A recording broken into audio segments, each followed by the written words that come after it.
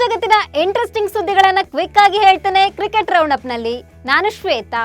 ನೀವು ಸುದ್ದಿ ಅನ್ನದ ಸಬ್ಸ್ಕ್ರೈಬರ್ ಆಗೋದಕ್ಕೆ ಮರಿಬೇಡಿ. ಮಹಿಳಾ ಟಿ20 ವಿಶ್ವಕಪ್ನ ಮೊದಲ ಪಂದ್ಯದಲ್ಲೇ ಟೀಂ ಇಂಡಿಯಾ ಮುಗ್ಗರಿಸಿದೆ. ಮುಂಬೈನ ಇಂಟರ್ನ್ಯಾಷನಲ್ ಸ್ಟೇಡಿಯಂನಲ್ಲಿ ನಡೆದ ಈ ಪಂದ್ಯದಲ್ಲಿ ಭಾರತ ಮತ್ತು ನ್ಯೂಜಿಲೆಂಡ್ ತಂಡಗಳು ಮುಖಾಮುಖಿಯಾಗಿದ್ವು.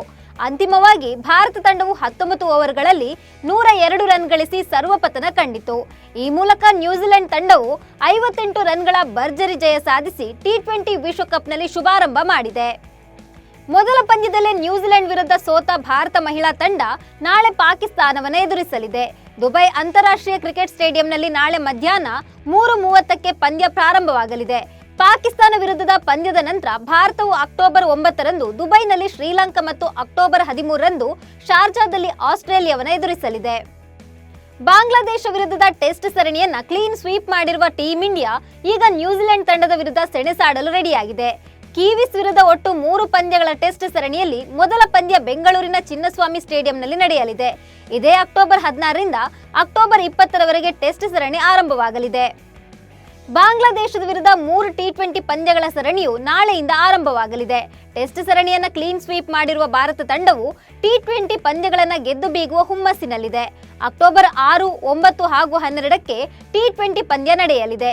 ಮೊದಲ ಪಂದ್ಯ ಗ್ವಾಲಿಯರ್, ಎರಡನೇ ಪಂದ್ಯ ದೆಹಲಿ ಹಾಗೂ ಕೊನೆ ಪಂದ್ಯ ಹೈದರಾಬಾದ್ನಲ್ಲಿ ನಡೆಯಲಿದೆ.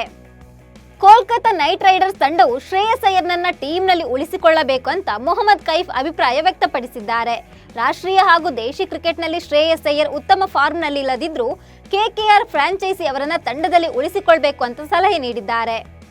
ಭಾರತ ತಂಡದ ಹೆಡ್ ಕೋಚ್ ಗೌತಮ್ ಗಂಭೀರ್ ಹಾಗೂ ತಮ್ಮ ನಡುವಿನ ಬಾಂಧವ್ಯ ಏನಂತ ಪಾಕಿಸ್ತಾನ ತಂಡದ ಮಾಜಿ wicket keeper come batsman Kamran Akmal ಬಹಿರಂಗಪಡಿಸಿದ್ದಾರೆ. ನಮ್ಮ ಕ್ರಿಕೆಟ್ ದಿನಗಳಲ್ಲಿ ಗಂಭೀರ್ ಹಾಗೂ ನಾನು ತುಂಬಾ ಒಳ್ಳೆಯ ಸ್ನೇಹಿತರು. ಅವರು ನನ್ನ ಸಹೋದರನಿದ್ದಂತೆ ಅಂತ ಹೇಳಿಕೊಂಡಿದ್ದಾರೆ.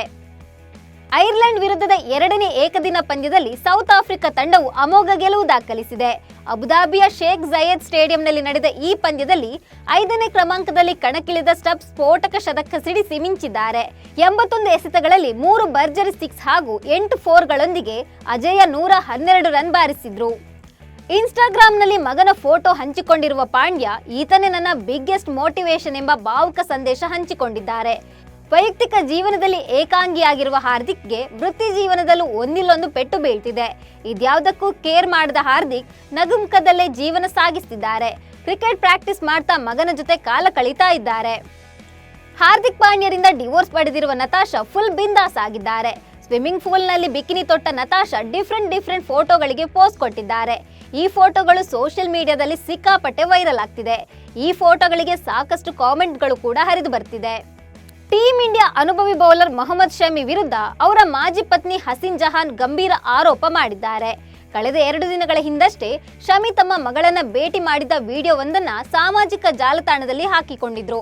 ಬಹಳ ದಿನಗಳ ನಂತರ ಮಗಳನ್ನ ಭೇಟಿಯಾದ ಶಮಿ ಭಾವುಕರಾಗಿದ್ರು.